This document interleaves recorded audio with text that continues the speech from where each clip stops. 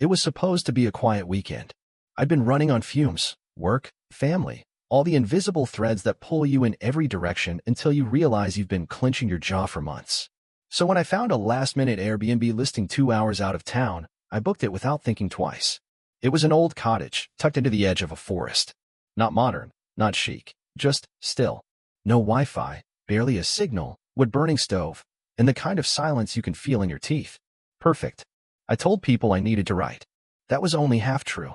I did bring my laptop and a notebook full of half-started stories. But mostly, I just wanted to hear myself think again. The host profile had only one photo, a smiling older woman with kind eyes, listed as Margaret. Her reviews were glowing. Said she was kind, responsive, respectful. I sent her a message letting her know I'd be arriving around 6. She never replied. I figured it was one of those off-the-grid places where people check messages once a week and bake their own bread. When I got there, the place looked even smaller than the pictures. A single-level stone cottage, surrounded by trees and brush, with a crooked mailbox and a screen door that clattered in the wind. Inside, it smelled like cedar and old books. There were knitted blankets folded on chairs, firewood stacked by the hearth, a kettle on the stove. It felt lived in a comforting way, like it remembered people. I dropped my bag, kicked off my shoes, and spent the first hour just breathing. That night, I fell asleep on the couch with a book in my lap. At some point, I woke up, 3:14 a.m., according to the dusty wall clock, and heard a sound that didn't belong to the woods. Footsteps. Deliberate. Inside. I sat up too fast, heart already racing. The room was dark, save for the orange glow of embers in the fireplace. At first, I thought I dreamed it. The kind of sound your mind invents when it's too quiet for too long. But then I heard it again. Floorboards creaking. Slowly. Like someone trying not to wake a sleeping house. I froze, still sunk halfway into the couch cushions. I listened hard, so hard my ears rang from the pressure. Then silence. I waited, barely breathing. Still nothing. Just the wind brushing against the shutters like fingers across old piano keys. I stood slowly, each step as cautious as the last, and moved toward the hallway that led to the bedroom and bathroom. I called out, quiet but firm, "Hello?" No answer. My fingers brushed the light switch. The bulb flickered twice, then held. Empty. The bedroom door was cracked open. I pushed it wider with one finger. No one inside. The bed still made, the throw pillow sitting like a polite guest. I checked the bathroom. Empty. I even opened a narrow closet near the front door. Nothing. I told myself the creaking was just the house settling. Old wood playing tricks on me. But I locked the front door anyway. Double-checked the windows. Still, I slept with the fireplace poker next to me. By morning, sunlight poured in like an apology. I felt silly, paranoid. I made tea, opened the windows, and sat at the little table with my notebook. I even laughed at myself. Until I noticed the mug on the shelf.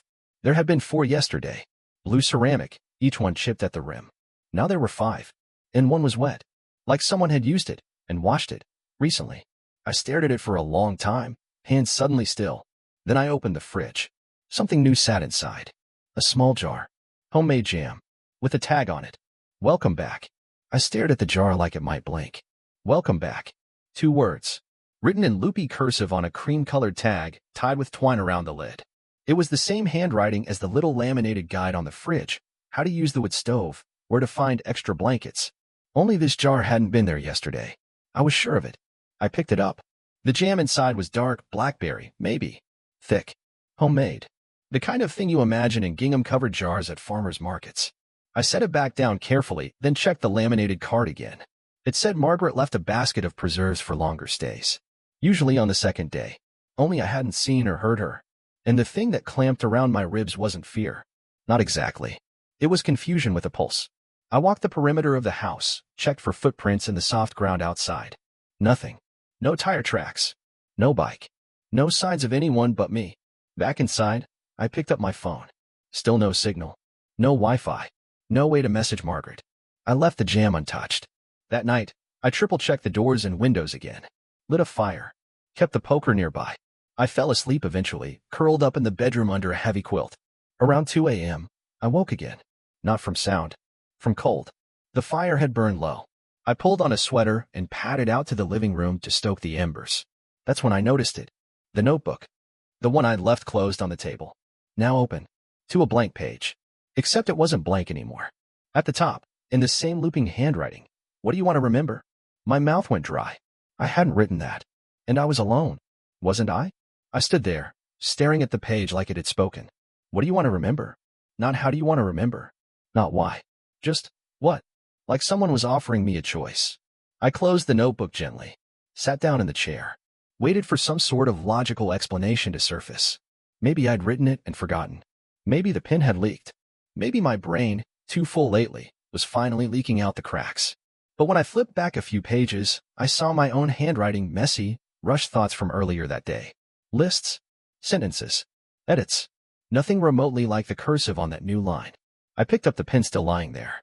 It didn't match the ink on the mysterious question. That chilled me more than the words. I didn't sleep much after that. Drifted on and off, always half waiting for a sound I couldn't name. By morning, the notebook was closed again. The page gone. Literally gone. Ripped clean. No sign of a tear. No rough edge. Just gone. And in its place on the table, a folded note. Same paper. Same handwriting. Do you remember yet? That was it. No signature. I stepped outside for air. The trees pressed in from every direction, quiet, still, watching. When I came back inside, something on the fireplace mantel caught my eye. A photo. I hadn't noticed it before. A young woman, sitting on the cottage steps, smiling at the camera, holding a mug, wearing my sweater, wearing my face. I stepped closer. It wasn't just someone who looked like me. It was me. But I'd never posed for that photo. Never been on those steps. And in the bottom corner of the frame, scrawled in that now familiar handwriting, first time. I backed away. The fridge hummed. The clock ticked. The house stood still. But everything inside me screamed, you've been here before. I sat on the edge of the couch, hands shaking, eyes fixed on the photo. It wasn't a digital print. It was old, slightly faded, with that glossy finish and soft blur only film can give. The kind you tuck into albums or press between books. But there was no mistaking it. That was my face. My smile. The exact green knit sweater I was wearing now. And I had never posed for that picture. I pulled the frame down, flipped it over. No writing on the back. Just a year, faintly penciled in one corner. That was 6 years ago. I was in grad school, living 2 states away. I'd never been to this town, let alone this cottage. So how could that photo exist? And why did it say first time? I searched the living room for other photos. There were 3 more smaller, tucked into bookshelves. All different women. Each one sitting on the same cottage steps. One looked eerily like me. Same jawline. Same posture. But older. Maybe 40. The others didn't resemble me at all. But in each photo, they held the same blue ceramic mug. Sat in the same position. Smiled the same way. Like a script. Like a pattern. The labels beneath them? Second. Third. Fourth. I pulled out my phone again. Still no signal. I tried calling anyway, Margaret, emergency services, anyone. Nothing. Just the quiet mockery of no connection. I ran to the guest book by the front door. You know, the little one all Airbnb seemed to have, the one where people scribble, had a lovely stay, or great for hiking. But this one was different. The first few pages were normal. Notes from past guests, recipes, tips. But starting about halfway through, the entries changed. No dates. Just numbers. 5th time. Forgot less this round. 8th. I saw her again. 10th. If you're reading this, leave before the tea. The most recent entry simply read, I think I broke the loop. If the jam isn't there when you wake up, run. I turned slowly. The jam jar still sat in the fridge, right where I'd left it. But now, the tag said something else. Welcome home. I slammed the fridge shut like I could trap the words inside it. My heart pounded so hard I could hear it in my ears, like footsteps behind a locked door. Welcome home. Not back. Not again. Home. I grabbed my bag, shoved my notebook and keys inside, and headed for the door. Enough was enough. Even if I had to drive an hour to get a signal, I was done playing polite guest in a place that felt more like a memory trap than a cottage. But the front door was locked. I mean, really locked. Not just the bolt I'd turned last night. There was a second lock now. A thick deadbolt I didn't recognize. Old, heavy, with a keyhole that looked like it belonged on a shipwrecked chest. I hadn't locked it. I didn't have a key for it. I tried the windows next. The bedroom first. Jammed. The living room, painted shut. Even the little bathroom window was sealed like it hadn't opened since the Reagan administration. Every possible way out was either locked or sealed. I turned back toward the living room, breath hitching, and saw something new. On the coffee table sat a new note. Same paper. Same writing. You always panic here. I dropped it. Literally dropped it. My fingers tingled like they'd brushed something electric. Then I noticed the fire. It had burned higher than before, though I hadn't touched it. The poker still lay undisturbed where I left it. But now the flames danced tall and bright, like they were aware. The mantel had more photos. Not just 4 anymore. There were now 12. Each frame labeled. Each woman on the steps. The last one, she looked just like me. Only, her eyes weren't quite mine. They were tired. Like she'd been here a long, long time. The label beneath her said, 11th. Almost remembered. I backed away. Behind me, I heard a kettle begin to whistle. Except, I hadn't turned the stove on. And I never filled the kettle. The kettle screamed like it had something to confess. High and sharp, cutting through the room like a blade through glass. I didn't move. Just stared at it from the edge of the hallway. As if watching could undo whatever was happening. Steam poured from the spout. But I hadn't added water. I hadn't lit the burner. And yet there it was, boiling. I approached it slowly, heart thudding so loud it felt like a second heartbeat beside me. When I reached for the knob to turn off the heat, I saw it. Written on the kettle in the fog of condensation. Almost ready. I staggered back. My knees hit the edge of the kitchen chair. The room around me pulsed. Too quiet again, like it was holding its breath. I turned away, grabbing my bag, determined to smash a window if I had to. But then I stopped. Because the mirror by the entryway, the one I hadn't noticed before, now showed something else. Not me. Not quite. It was the cottage. Same room. Same furniture. But a different version of me. Standing. Watching. And on the table behind her, behind me, was the notebook. Open. She wrote something in it. I squinted. Couldn't read the words. She looked up. Straight into the mirror. Into me. Then she mouthed a single word. Stay. And vanished. I turned around. The notebook on the actual table in front of me was closed. I opened it. Inside, one line. Ask about the tea. The burner phone buzzed in my bag. I didn't remember putting a phone in my bag. And yet there it was, an old flip phone. Open screen. One message. Don't drink it again. Again. The room tilted slightly. My head swam. How many times had I been here? And why did it feel like the only thing I kept forgetting was that I was trying to leave? I dropped into the kitchen chair, heart rattling like dice in a shaken cup. The phone sat on the table now, screen still lit. Don't drink it again. The kettle had stopped whistling. The silence that followed wasn't peaceful. It was expectant. I pushed the notebook aside and opened the drawer beside the stove, looking for anything. Keys, a phone charger, a clue. But inside was something worse. Another photo. Same steps. Same sweater. Same me. Only this time, I wasn't smiling. My face was turned slightly to the left. Eyes narrowed. Like I'd just seen something I wasn't supposed to. There was a smudge of dirt on my cheek. A bruise on my neck. And scribbled across the bottom in a familiar loop of cursive. After the tea. I stumbled back and nearly knocked over the chair. The walls of the cottage, once cozy, now leaned inward. Too warm, too knowing. I checked the fridge again, ignoring the cold sweat sliding down my back. The jam was gone. Just gone. In its place was a note. Folded, with my name in bold ink. I opened it with shaking fingers. You never learn. But this time you're close. I sank to the floor, notebook beside me.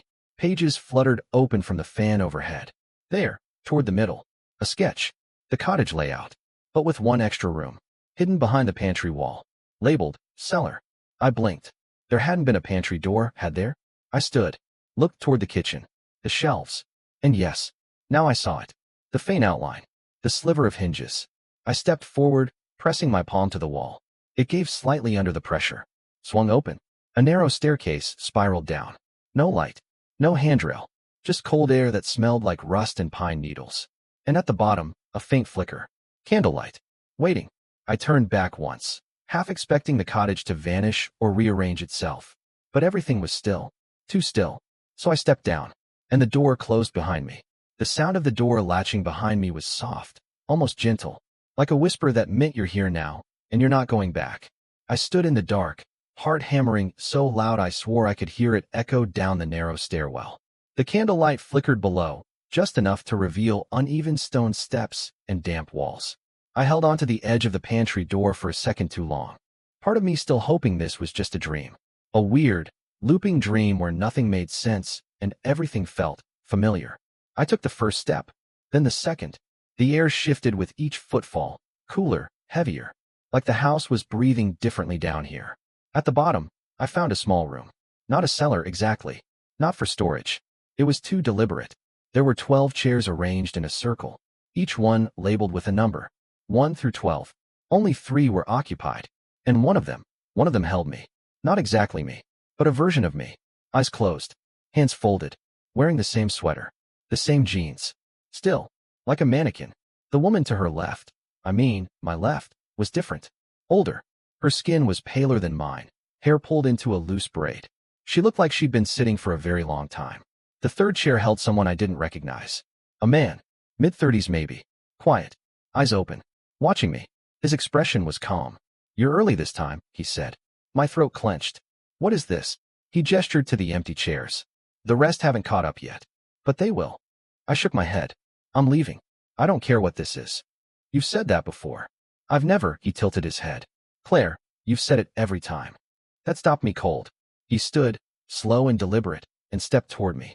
"Every version of you thinks she's the first to figure it out. Everyone swears this is the last loop. The one that breaks it." He stopped inches away. "But the house doesn't break, Claire." He placed something in my hand. Cold. Smooth. A key. With the number 11 engraved in it.